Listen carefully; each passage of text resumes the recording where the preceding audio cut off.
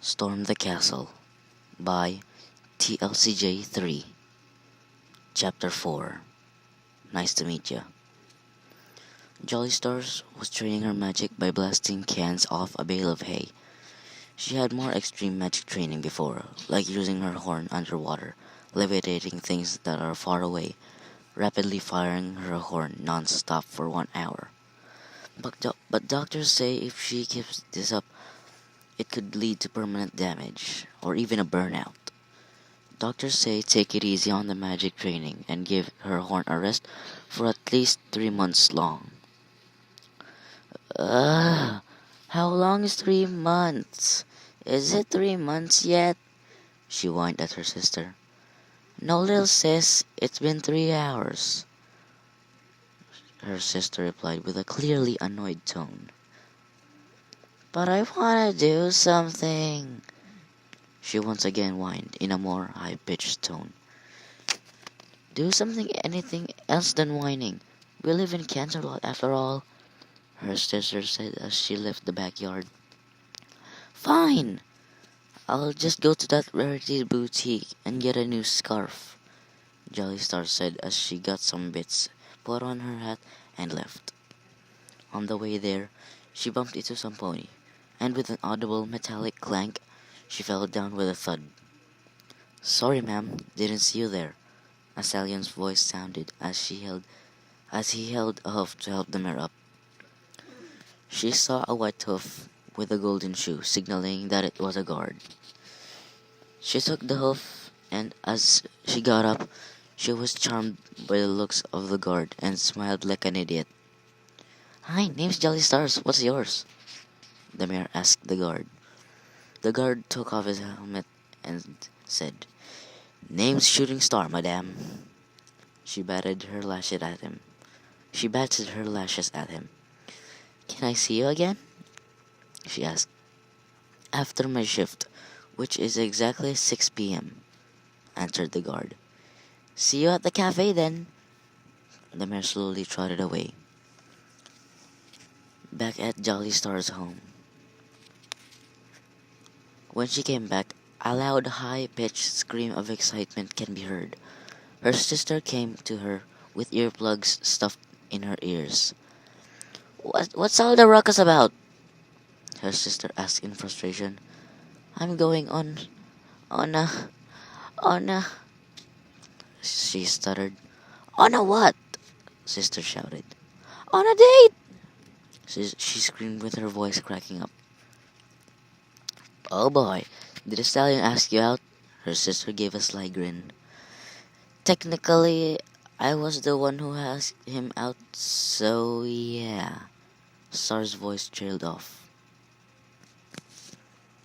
At Canterlot Cafe, Shooting Star waited at a table for the mayor that asked him to come here. He drew random shapes on the table, and the moment he started tapping on the table, Jolly Stars came in the cafe wearing a red boho in her mane. Hey, she said. Hey, he repeated back. Why invite a guy you just met on a coffee break? Shooting Star asked.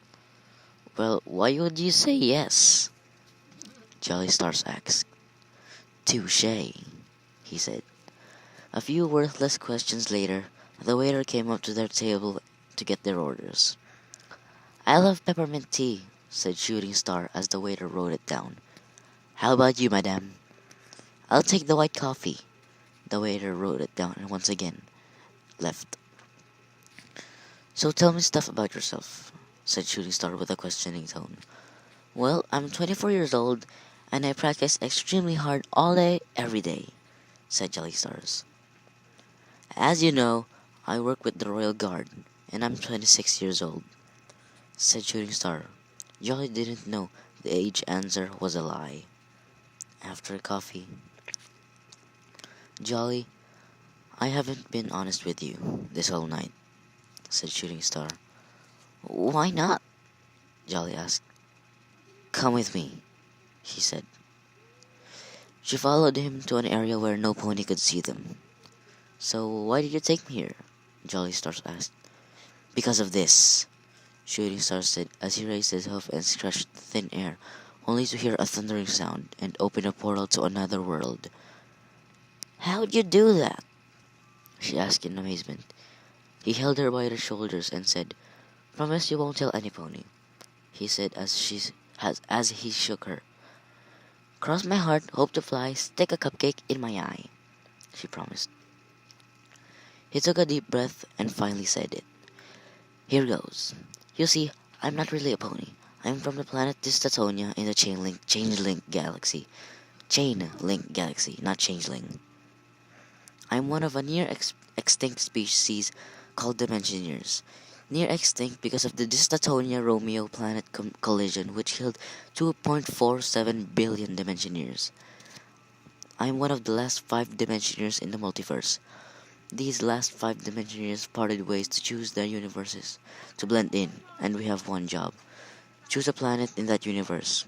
2. Protect it with your 10 lives.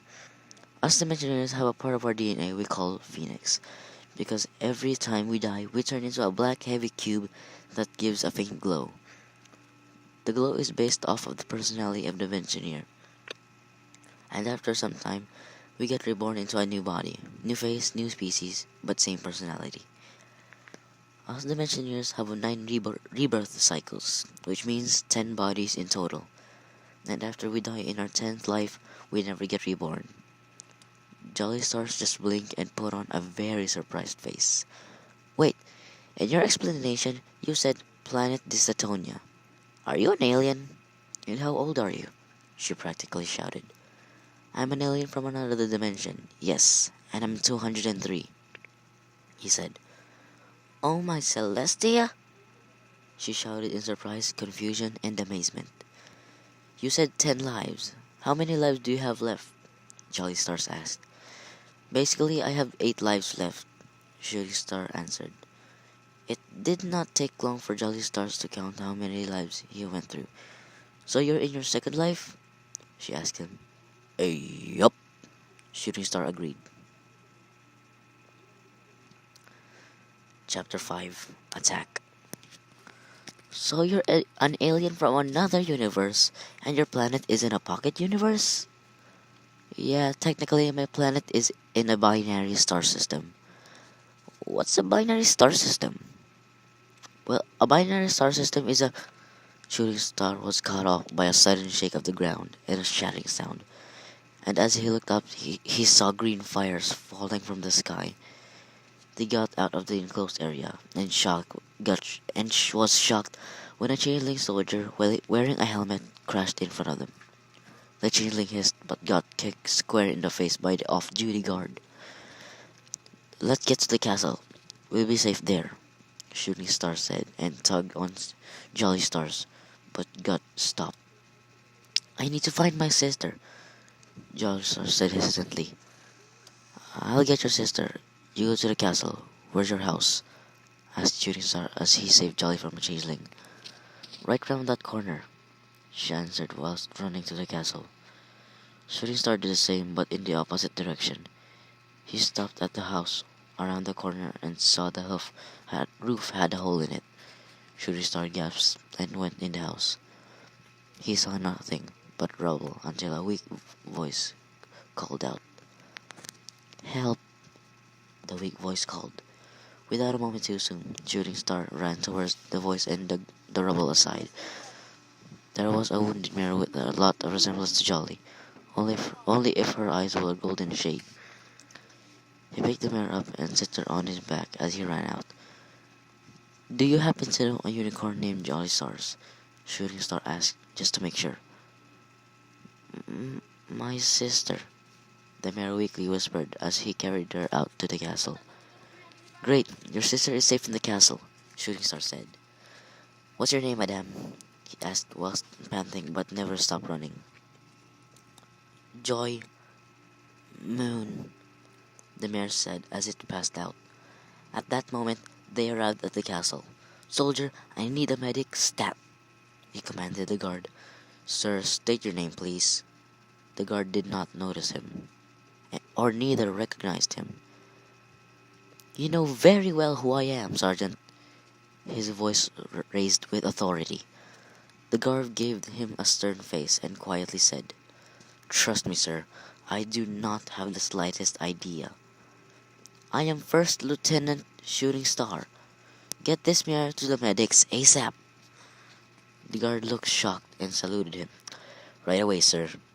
Shooting Star handed the mare over and watched as the medics carried her in a stretcher.